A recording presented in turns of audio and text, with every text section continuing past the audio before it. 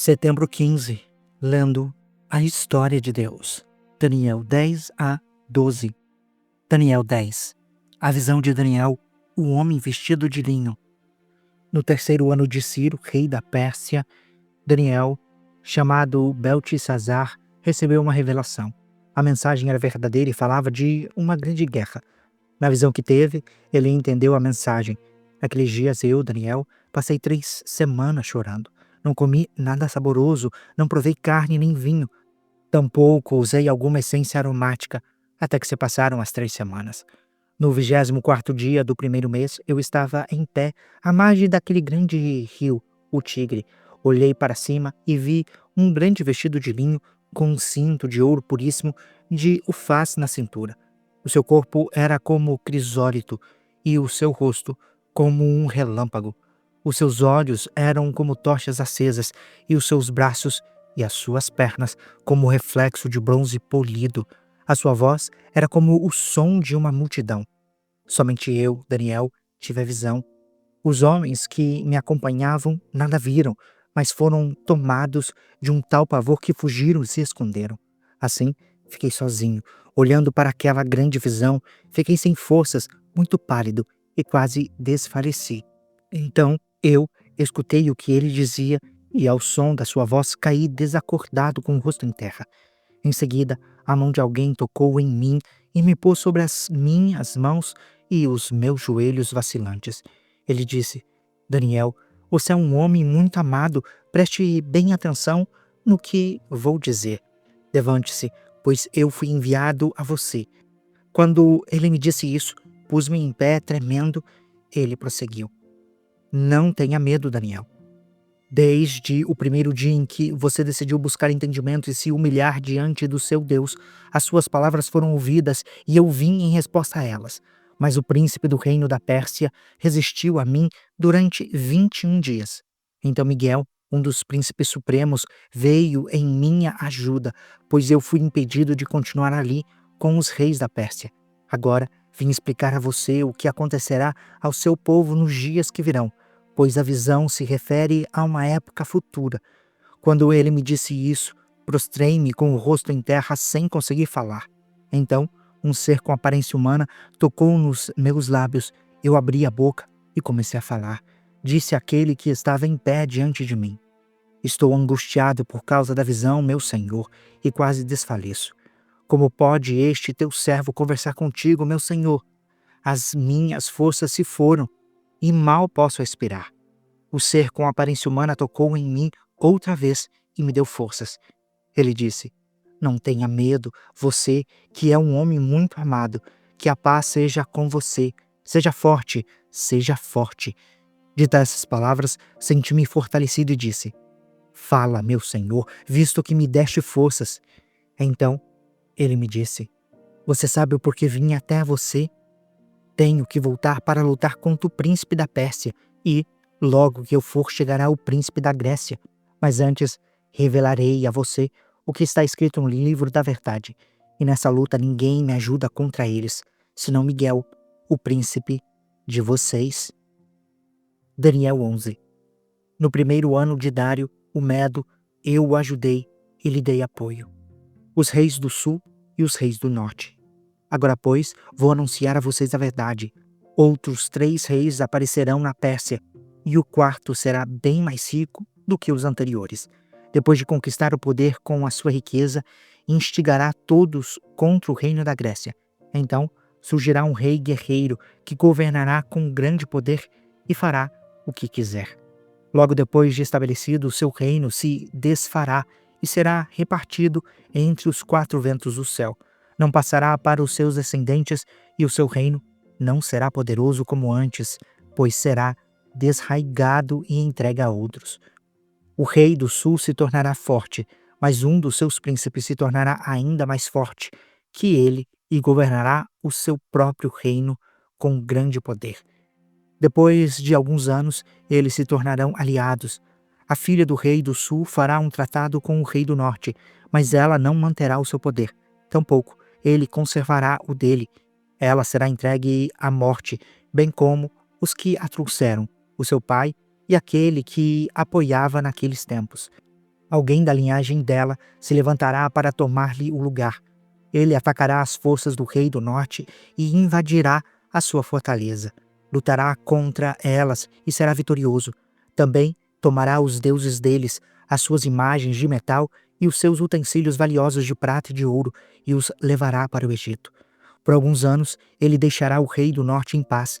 Então o rei do norte invadirá os domínios do rei do sul e retornará à sua própria terra. Os seus filhos se prepararão para a guerra e reunirão um grande exército que avançará como uma inundação que passa e volta, levando a guerra até a sua fortaleza. Furioso, o rei do sul marchará para combater o rei do norte, que o enfrentará com um enorme exército, mas apesar disso, será derrotado. Quando o exército for vencido, o rei do sul se encherá de orgulho e matará milhares, mas o seu triunfo será breve, pois o rei do norte retornará e reunirá outro exército, maior que o primeiro. Depois de alguns anos, voltará a atacá-lo com um exército enorme e bem equipado. Naquela época, muitos rebelarão contra o rei do sul, e os homens violentos do povo a que você pertence se revoltarão para cumprir esta visão, mas não terão sucesso. Então, o rei do norte virá, construirá rampas de cerco e conquistará uma cidade fortificada. As forças do sul serão incapazes de resistir. Mesmo as suas melhores tropas não terão forças para resistir. O invasor fará o que bem entender, ninguém conseguirá detê-lo.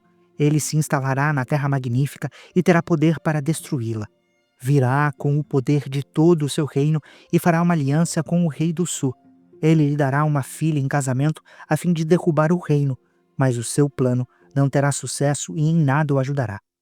Então, ele voltará a atenção para as regiões costeiras e se apossará de muitas delas.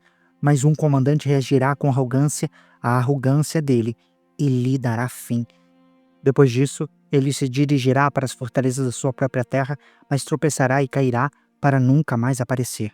O seu sucessor enviará um cobrador de impostos para manter o esplendor real. Contudo, em poucos dias, ele será destruído, sem necessidade de ira nem de combate. Ele será sucedido por um ser desprezível, a quem não tinha sido dada a honra da realeza. Este virá com a facilidade e tomará posse do reino por meio do engano.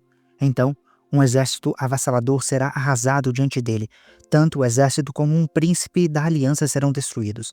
Depois de feito o acordo, ele agirá traiçoeiramente e com apenas um pequeno grupo chegará ao poder. Quando as províncias mais ricas se sentirem seguras, ele a invadirá e realizará o que nem os seus pais, nem os seus antepassados conseguiram. Distribuirá despojos, saques e riquezas entre os seus seguidores. Ele tramará a tomada de fortalezas, mas só por algum tempo. Com um grande exército, juntará as suas forças e a sua coragem contra o rei do sul. O rei do sul guerreará mobilizando um exército grande e poderoso, mas não conseguirá resistir por causa de golpes tramados contra ele. Mesmo os que estiverem sendo alimentados pelo rei tentarão destruí-lo. O seu exército será arrasado e muitos cairão em combate. Os dois reis, com o coração inclinado para o mal, sentarão à mesma mesa e mentirão um para o outro, mas sem resultado, pois o fim só virá no tempo determinado. O rei do norte voltará com grande riqueza para sua terra, mas o seu coração será voltado contra a Santa Aliança. Ele empreenderá ação contra ela e depois voltará para sua terra. No tempo determinado, ele invadirá de novo o sul, mas, desta vez, o resultado será diferente do anterior. Navios das regiões da costa ocidental se oporão a ele e ele perderá o ânimo. Então, derramará a sua fúria contra a Santa Aliança e, voltando, tratará com bondade aqueles que abandonarem a sua aliança. As suas forças armadas se levantarão para profanar a fortaleza e o templo, acabarão com o sacrifício diário e colocarão no templo a abominação desoladora. Com lisonjas corresponderá àqueles que violaram a aliança, mas o povo que conhece o seu Deus resistirá com firmeza. Aqueles que são sábios dentre o povo instruirão a muitos, mas por certo período cairão à espada e serão queimados, capturados e saqueados. Quando caírem, receberão uma pequena ajuda, e muitos que não são sinceros se juntarão a eles. Alguns dos sábios tropeçarão, para que, entre eles, sejam refinados, purificados e alvejados até a época do fim. Pois isso só acontecerá no tempo determinado. O rei arrogante. O rei fará o que bem entender. Ele se exaltará e se engrandecerá acima de todos os deuses e dirá coisas jamais ouvidas. Contra o Deus dos deuses, ele terá sucesso até que o tempo da ira se complete, pois o que foi decidido irá acontecer. Ele não terá consideração pelos deuses dos seus antepassados, nem pelo Deus que as mulheres preferem, nem por Deus algum, mas se exaltará acima de todos eles. Em seu lugar, adorará ao Deus das fortalezas, a um Deus desconhecido dos seus antepassados. Ele honrará com ouro e prata, com pedras preciosas e presentes caros.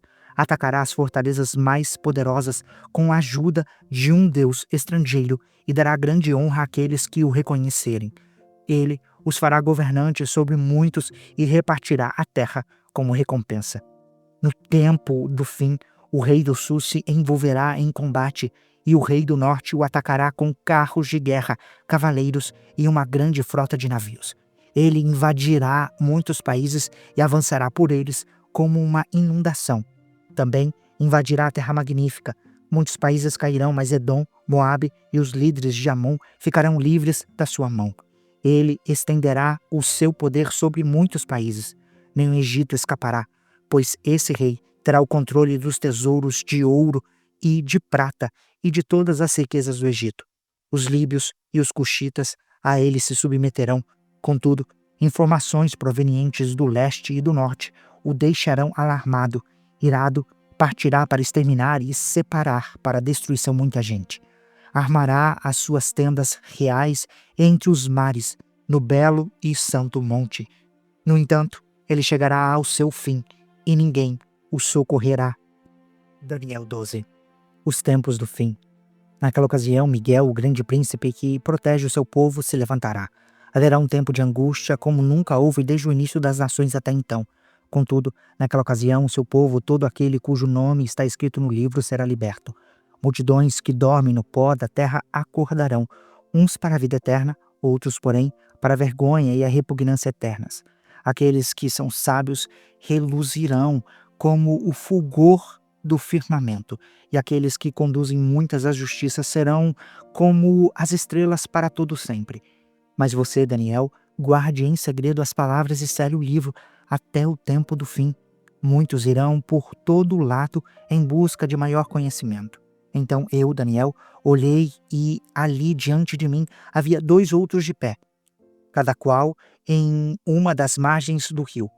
Um deles disse ao homem vestido de linho que estava sobre as águas do rio: quanto tempo decorrerá antes que se cumpram essas coisas extraordinárias? O homem vestido de linho que estava sobre as águas do rio ergueu para o céu a mão direita e a mão esquerda, e eu o ouvi jurar por aquele que vive para sempre, dizendo: haverá um tempo, tempos e metade de um tempo. Quando o poder do povo santo for finalmente quebrado, todas essas coisas se cumprirão. Eu ouvi, mas não compreendi. Por isso perguntei: meu senhor, qual será o resultado disso tudo? Ele respondeu: siga o seu caminho, Daniel, pois as palavras estão guardadas em segredo e seladas até o tempo do fim. Muitos serão purificados, alvejados e refinados, mas os ímpios continuarão agindo impiamente. Nenhum dos ímpios levará isto em consideração, mas os sábios entenderão. Depois de abolido o sacrifício diário e estabelecida a abominação desoladora, haverá 1290 dias. Bem-aventurado aquele que esperar e alcançar 1335 dias. Quanto a você, siga o seu caminho até o fim. Você descansará e então, no final dos dias, se levantará para receber a sua herança. Você acabou de acompanhar a Bíblia 365, lendo a história de Deus. Se você quer acompanhar com outra versão bíblica, registrar a sua leitura, dar sugestões, participar de nosso grupo no WhatsApp, ou até mesmo fazer pedidos de oração, acesse sempre www.abiblia365.com.br e lembre-se sempre, em leituras diárias, confortaremos e fortaleceremos a nossa fé.